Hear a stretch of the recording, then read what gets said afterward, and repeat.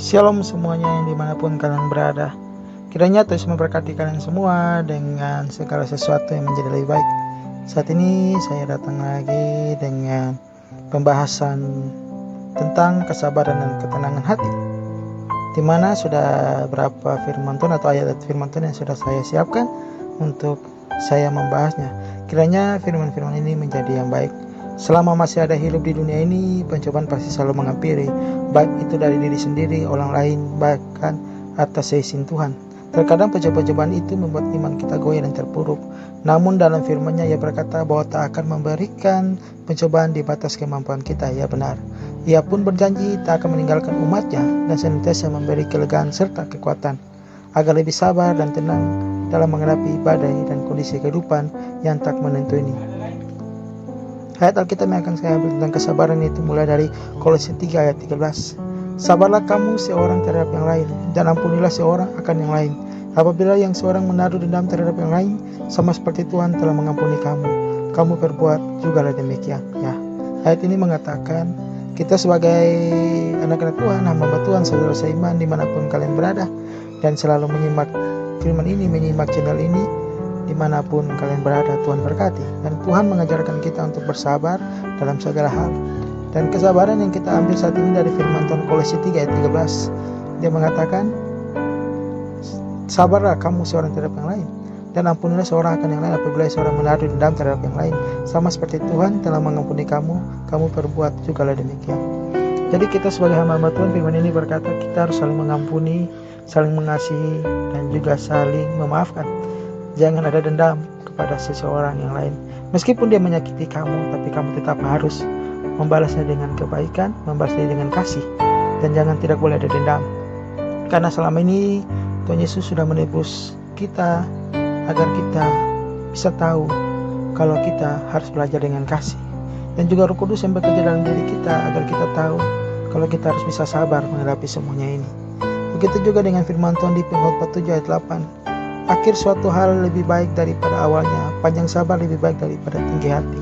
Selama kita sabar di jalan Tuhan, kita mengikuti apa yang Tuhan inginkan, pasti semua kita dapatkan. Karena waktu Tuhan adalah yang terbaik bagi kita. Jadi marilah kita sabar untuk menunggu waktu Tuhan. Di ayat ini mengatakan Pengkhotbah 7 ayat 8, akhir suatu hal lebih baik daripada awalnya. Lebih baik kita dari akhir daripada awalnya. Kita sabar menunggu. Meskipun belum ada waktu, belum ada jawaban, belum ada mujizat yang terjadi, kita harus sabar. Karena orang yang sabar pasti tinggi hati. Dan dari kesabaran itu kita belajar penuh kasih dan juga penuh dengan kesabaran.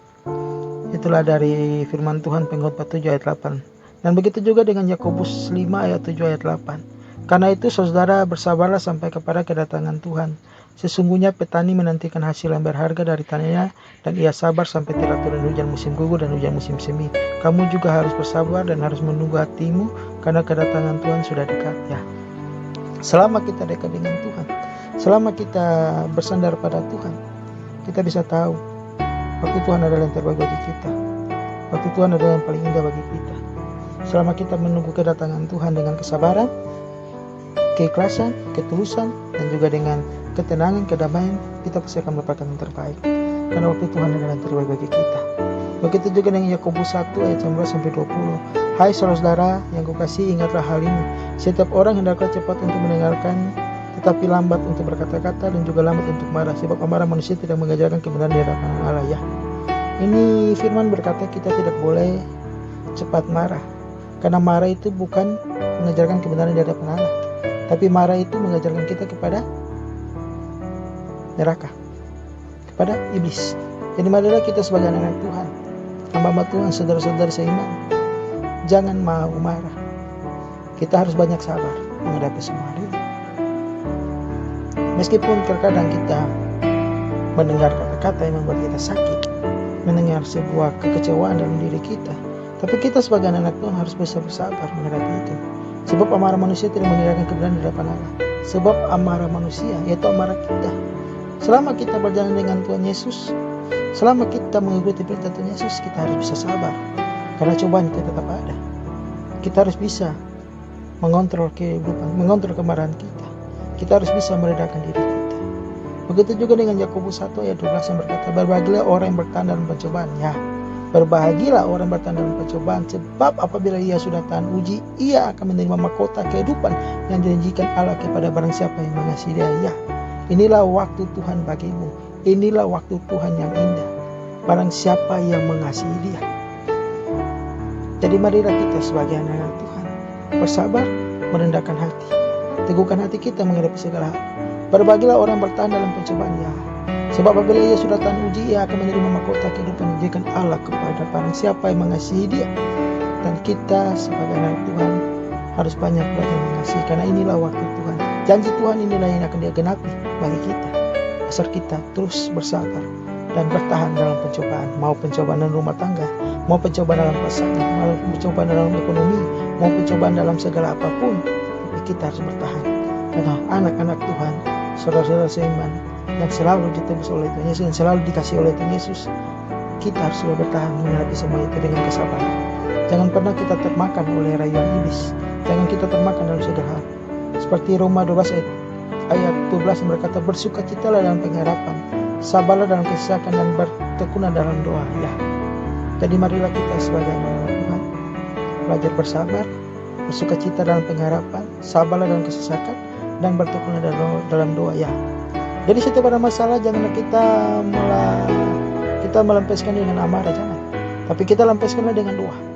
Karena dengan doa kita bisa mendapatkan sesuatu yang baik. Karena di doa kita bisa merasakan keringanan dalam beban kita. Karena dengan doa amarah kita bisa tenang. Karena dengan doa iblis pun kalah. Selama Tuhan Yesus mengajarkan kita untuk belajar mengasihi orang lain, belajar untuk merasakan sukacita. Dan ini yang dibilang di firman ini berkata, Roma 12 ayat 12 berkata, bersukacitalah dalam pengharapan, sabar dalam kesesakan. Ketika kita sabar dalam kesesakan, di sini kita akan dapat sesuatu yang luar biasa.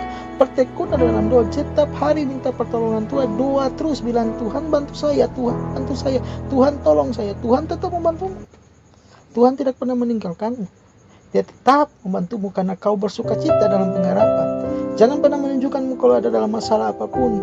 Kau harus bersukacita. Sabar dalam kesesakan. Jangan dengan amarah, karena di situ iblis memakaimu. Tuhan Yesus mengajarkan kita banyak hal. Jadi itulah firman Tuhan yang aku dapatkan.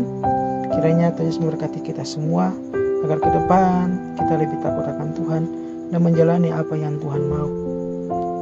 Itulah firman-firman yang tadi kuambil, kiranya menjadi satu pedoman bagi kita, satu pegangan bagi kita, yaitu kesabaran dan ketenangan hati. Kiranya dari firman-firman yang tadi kukasih dan juga pembahasannya, kiranya kau semuanya diberkati, karena orang yang sabar menjadi bijak, ketenangan membawa sukacita. Jadi marilah kita sebagai anak-anak Tuhan selalu bersabar menghadapi semuanya ini. Tuhan Yesus memberkati kalian semua. Shalom.